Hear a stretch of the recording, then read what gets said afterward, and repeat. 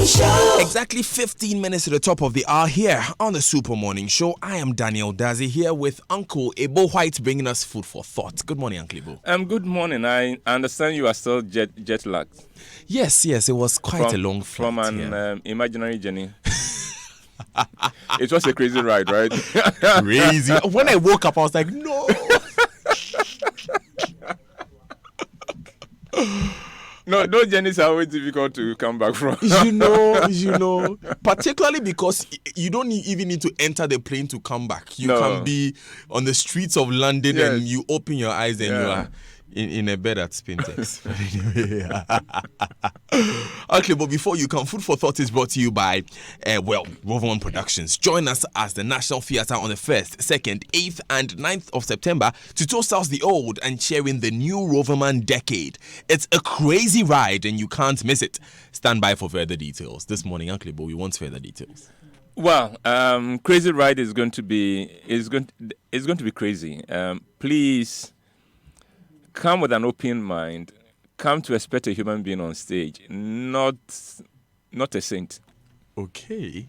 It's going to be a when people issue disclaimers like this, you know there's something coming. Yeah, you know there are people who look at Uncle Ebo White and put him in a certain category and think that there are certain things that Uncle Ebo should not be able to do. Or should not be able to think of. There's an interesting thing that happened on my wedding day.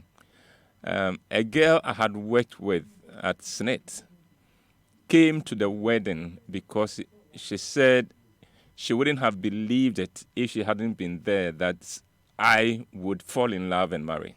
Wow. Yes.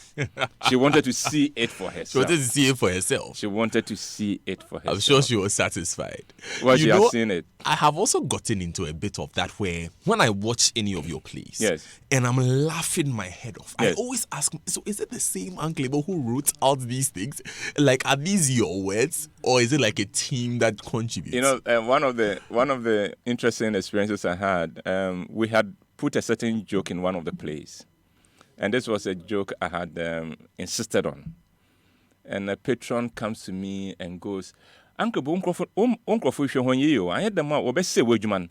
Shall some acron, or stage, In other words, be careful because the patron could not believe that these were actually your words. Yes. Okay. I think all I need to tell people is that just remember that I'm a vandal. Oh, yeah, I think that puts it in perspective. Just remember that I am a vandal. Okay. Ugly. Don't let this gentle appearance fool you. I have so, on the first and second, we are going to celebrate being our humanity, our humanness. And it will be a crazy ride. Oh, it's going to be fun. Right? Okay. My goal is that as people walk out of the theater, nobody will stop laughing. They will not stop laughing as they get into their car. They will not stop laughing as they drive home. And the next day, as snippets of it occurs to them, they should burst into laughter. And everybody will think they are crazy because they will be wondering, what are they laughing about? Well, they've been on a crazy ride. They would have been on a crazy ride. It is. And we're working hard on it. I have done the third draft of what we're going to do. It's gone through 3 drafts. So this is not one man just standing up and opening his mouth to do things. It's a very seriously scripted thing. Great. And I am ready for it. Dan, I am a student of the power of words and how an apt word can change the most impossible of situations. Unfortunately, most of us are yet to learn the power of having mastery over words. Many of us speak according to how we feel. When we do that, we lay ourselves wide open for trouble. Everyone who has been in a romantic relationship has learned the hard way how words can put you in serious trouble. It happens in a moment of exasperation and anger, and you speak your feelings. And then the real issue is set aside, and what you said becomes the issue instead. The problem is that once a word comes out of your mouth, you cannot take it back, and you'll forever be judged by it. So the need to know what to say and when to say it cannot be overemphasized.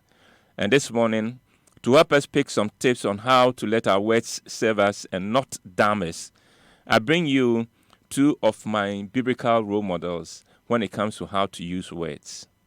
Role model number one, Jesus.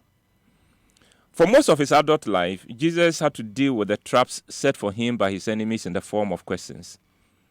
They will come to him with clever questions, clever and tricky questions, the answers to which they knew were guaranteed to get him into trouble. And yet every time he came up with the answer that baffled them and frustrated their plans.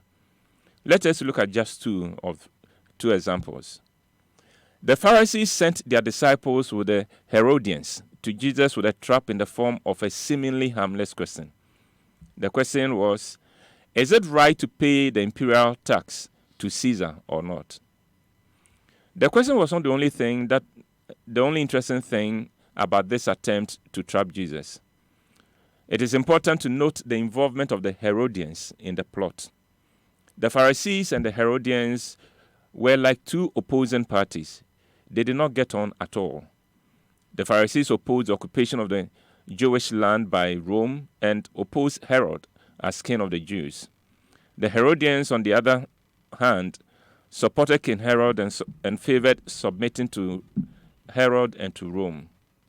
So on this occasion, two political enemies united to trap their common enemy because Herod also wanted to kill Jesus. The context of the question in Matthew chapter 22 show that they prefaced the question by trying to massage his ego in praising his integrity and his independent-mindedness. They acted as if they admired him, but all the time they were just setting the stage to trap him. It was the kind of question that is called catch-22. The question called for either of two answers. One, yes, it is right to pay taxes to Caesar, in which case the Pharisees would have exposed him to the people as someone who had sold out to the imperial power of Rome. The other option was to say no, in which case the Herodians would have attacked him and accused him of fomenting trouble and inciting an uprising against Rome. Jesus' answer silenced them and at the same time exposed their intentions for asking the question. He began by asking for a coin that is used to pay the tax. They produced it. Then he asked them whose image and inscriptions are on the coin, and they answered, Caesar's. Then Jesus hit them with his knockout punch. Give to Caesar what belongs to Caesar, and to God what belongs to God. Without attacking his enemies and without any weapon in his hand, but using just words, Jesus had disarmed his enemies and sent them away in shame. In the second incident, the chief priests and the elders of the people came to him and demanded the source of his authority for the things he was doing. This was after he had entered the temple and driven out the money changers and the traders and was teaching the people. It was then that the chief priests and the teachers of the people asked him, by what authority are you doing these things? Who gave you this authority? Jesus began by posing a question to them. He asked them, John's baptism, where did it come from? Was it from heaven or of human origin? According to the Bible, this question forced the enemies of Jesus into serious consultation among themselves. They concluded that whichever way they answered the question, they would be in trouble. And so they said to Jesus, we don't know. The answer gave Jesus the escape he was looking for. He said to them, neither would I tell you by what authority I am doing these things. My second role model of the power of words is a woman whose name is not even given in the Bible. She is only referred to as a Canaanite woman in the NIV. This is the woman who came to Jesus to seek help for her daughter who was suffering terribly from demon possession. Jesus began by ignoring her, but the woman would not stop making her plea for help. Finally, the disciples urged Jesus to find a way of dismissing her because she was now beginning to get on everyone's nerves. So Jesus turned to her and said, it is not right to take the children's bread and toss it to the dogs. Then I doubt how many of us would not have taken offense and either told Jesus off for calling us dogs or just walked away devastated. But not this woman. She knew how to use words to her advantage. And she said, the dogs eat the crumbs that fall from their master's table. With simple words, she had risen above the insult and even used the very insult thrown at her to her advantage. She used a dog description to show that she had a right to expect a level of attention. And with the power of her words, she got Jesus to address her with respect as he said to her, "Woman, you have great faith. Your request is granted." And the Bible says her daughter was healed at that very moment. With words, she had gotten the healing for her daughter that she was so desperate for, and at the same time, got the respect she deserved. And she did not achieve she did not achieve this by taking offense or using words wrongly. I believe that with the right words, we can get ourselves out of any trouble or any impossible situation we find ourselves in. We need to seek for the grace and the ability to use the right words at the right time to get what we want and to save ourselves from trouble.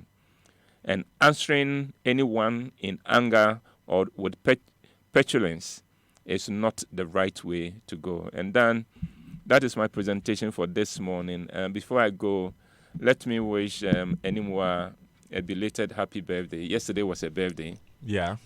And she celebrated it by performing with her daughter. It was Wow. an incredible show. Wow. Her daughter is a star in the making, 9 years old, but the girl can sing. I hear she is the real star in the family. Limo has been stealing the shine. Oh, I see. Well, I would not be surprised. But well, in our group, Enimwa is a star. So belated happy birthday to her. Anymore. If it had fallen on a working day, there would have been breakfast for the group, for the whole team. Oh, but so So next Sunday time- and Monday, actually, well, Sunday and Monday is not far. Sunday and Monday is not. Eh, the birthday was on Sunday. It's Monday. It's only Yesterday, yeah. yes. It's just yesterday. It's only 1 minute that separates. In fact, 1 second that separates Sunday and Monday. Oh, so Is he angry? we've just been one second into Monday. Yeah. Really? So let's. Since you came on air, how many minutes? Actually, No, I understand the thank plea you you are very much. making, but next year, let's Next make year it to a follow bigger. the Monday, we pray. Yeah, okay. Right. Thank you very much, Aklebo White, for bringing us today's food for thought. Always a pleasure being with you in the mornings. Now, the date was 6th September 2008 at the National